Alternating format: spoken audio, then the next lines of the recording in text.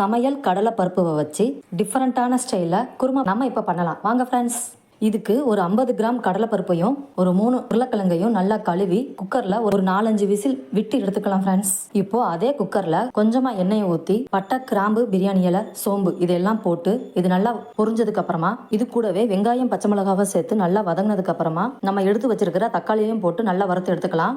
இப்போ இது கொஞ்சம் ஆறுனதுக்கு அப்புறமா மிக்ஸி ஜாரில் சேர்த்து இதை நம்ம பேஸ்ட்டாக பண்ணிக்கலாம்.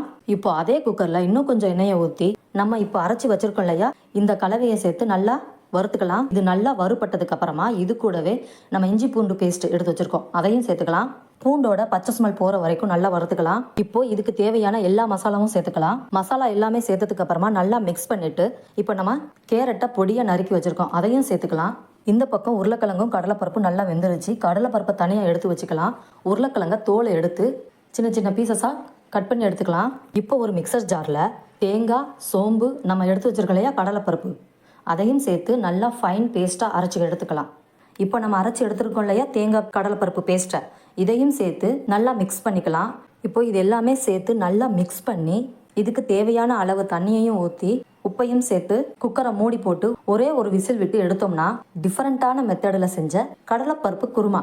பார்த்தீங்களா ஃப்ரெண்ட்ஸ், எவ்வளோ க்ரீமியாக செம்மையாக ரெடி ஆயிருக்குன்னு. இதோட டேஸ்ட்டும் வேற லெவலில் இருந்தது ஃப்ரெண்ட்ஸ். இந்த டிஃப்ரெண்ட்டான கடலைப்பருப்பு குருமாவை நீங்களும் ஒரு தடவை வீட்டில் ட்ரை பண்ணி பார்த்துட்டு எப்படி இருந்தது அப்படிங்கிறத கமெண்ட்ல சொல்லுங்கள் ஃப்ரெண்ட்ஸ். இந்த வீடியோ உங்களுக்கு பிடிச்சிருந்தா லைக் பண்ணுங்கள், ஷேர் பண்ணுங்கள், கமெண்ட் பண்ணுங்கள். Thank you friends.